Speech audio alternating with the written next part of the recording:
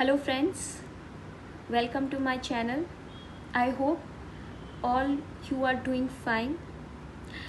मैं सबसे पहले आज मैं आपके साथ अपनी एक जर्नी शेयर करना चाहती हूँ। जो मैंने यूपीएससी की प्रिपरेशन शुरू करी थी, मैं दिल्ली 2013 में आई थी।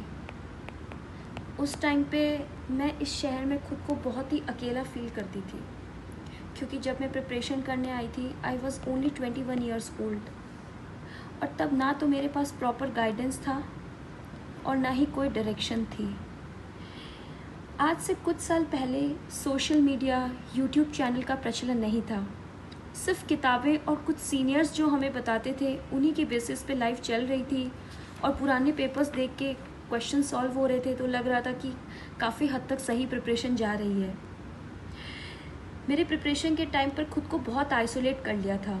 कॉलेज के सारे फ्रेंड्स जो भी जॉब में हैं या फिर हायर एजुकेशन के लिए अब्रॉड गए हैं या फिर इंडिया में रह के ही अपना कोई काम दूसरा एजुकेशन परस्यू कर रहे हैं या स्टार्टअप कर रहे हैं, सबसे मैंने इंटरेक्शन बिल्कुल ज़ीरो कर दिया था और अपने आप को बहुत आइसोलेट होकर सोचा कि अब गोल की तरफ कदम बढ़ाया जाएगा। तब मैं खुद को सेल्फ मोटिवेट किया करती थी और उस टाइम पे मैं काफ़ी डायरी राइटिंग भी करती थी और मैं ये लिखा करती थी। आई होप मेरी एक ये छोटी सी पोएम आप लोगों को कहीं ना कहीं मोटिवेट कर सके। जब दिल हिम्मत हारता था, साथ कोई न था, पहले मैंने खुद को सबसे अलग किया और आज खुद को भीड़ में ही अकेला पाया। पर मैंने खुद को इतना क्यों गिराया?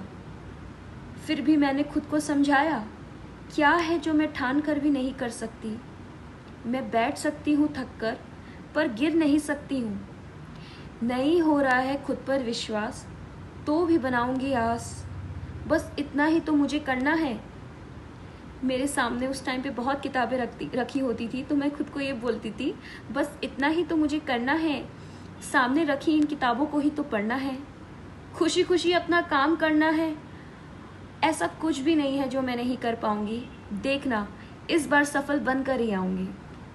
और जब मैं आज थोड़ा टाइम पहले अपनी डायरी देख रही थी एंड आई वाज थिंकिंग कि ये मैंने उस टाइम पे लिखा था, एंड ये मुझे लगता है कि अगर आपको ये थोड़ी भी मोटिवेट कर पाए अगर ये पोएम, तो I will be very happy. तो चलिए नेक्स्ट चलते हैं कि हमारा जब यूपीएससी के अंदर हम जब आते हैं, कोई भी स्टूडेंट आता है, एस्पिरेंट आता है, बहुत उम्मीद और प्रयास के साथ आता है। उसको लगता है कि हम सफल हो जाएंगे, जो कि बहुत अच्छी बात है, होना भी चाहिए। बट मैं अपना एक एक्सपीरियंस बताती हूँ, जो मैं ये बताना चाहती हूँ कि जब भी कोई एस्पिरेंट आता है तैयारी करने के लिए, उसके पास 4 फैक्टर्स होते हैं जो वो पूरे टाइम उसके इर्द गिर्द घूमते रहते हैं। फर्स्ट इज मोटिवेशन, दूसरा पॉइंट है फियर, तीसरा है गोल, और चौथा है एंजाइटी। अब ये क्या है? Let's take a look. Motivation होता है कि we have to clear this exam, we have to become an IAS, या जो कुछ लोगों की होती है आईपीएस या आईएफएस। मोस्टली लोग इन्हीं सर्विसेज को परस्यू करने के लिए आते हैं। फियर ये होता है कि ये करेंगे कैसे, how we will achieve it. इतना ज़्यादा सिलेबस है, इतनी कम सीट्स हैं और इतना ज़्यादा कंपटीशन है। गोल होता है कि to read books, to solve papers. ये कैसे होगा, ये कैसे होगा? जैसे ही आ जाता है एंजाइटी आने लगती है कि अगर नहीं हुआ तो क्या होगा, देन व्हाट विल हैपन।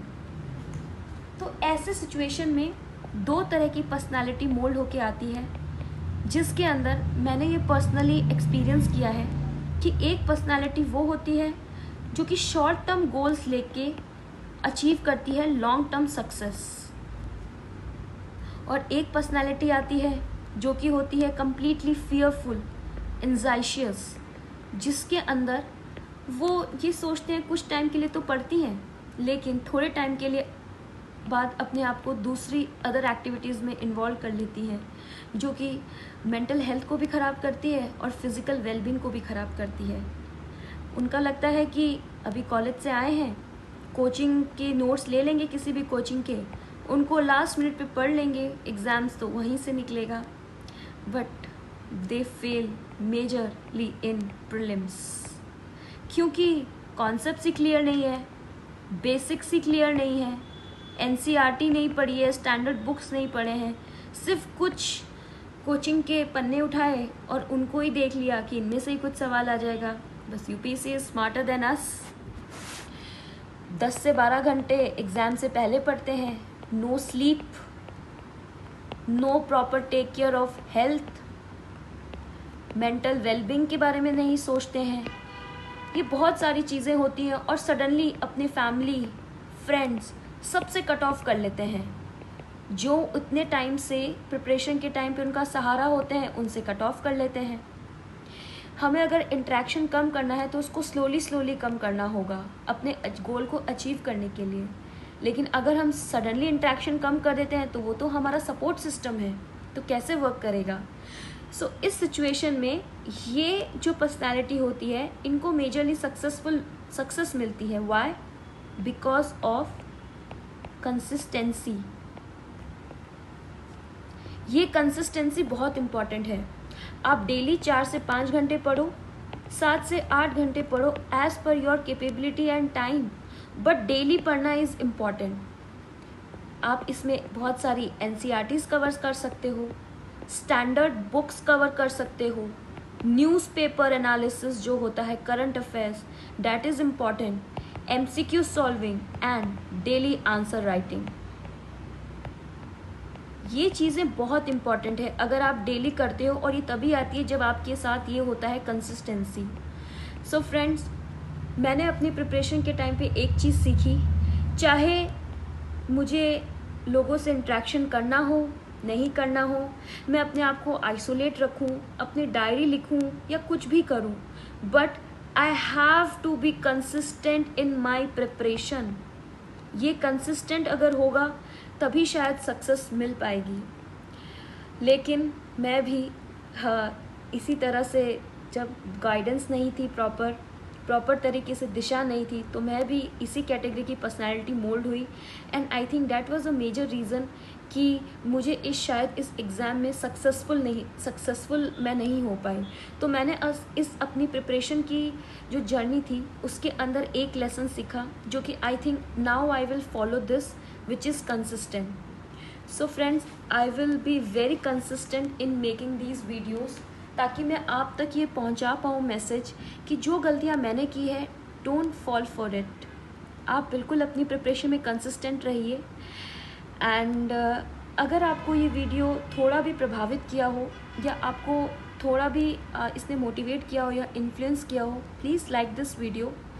और अगर आप चाहते हैं कि आप अपने दोस्तों के साथ भी ये शेयर करें, तो उनके साथ भी शेयर कीजिए। और आप चाहते हैं कि आपको ये अपडेट्स मिलती रहे मेरे वीडियो की, so you can subscribe this. And आप चाहते हैं अगर कि मैं आपके कोई किसी दिए हुए टॉपिक पे या मेजर इश्यूज जो आप फेस कर रहे हैं उस पर अगर वीडियो बनाऊं, तो प्लीज़ कमेंट सेक्शन के अंदर आप अपने कमेंट्स लिख सकते हैं। I will look into this, और मैं आपको डेफिनेटली अपने एक्सपीरियंस के बेसिस पे, अपने पर्सपेक्टिव जो मेरा रहा है यूपीएससी के जर्नी का, उसके बेसिस पे वीडियोस बनाती रहूँगी और आपको इसी प्रकार से मोटिवेट करती रहूँगी। Thank you so much.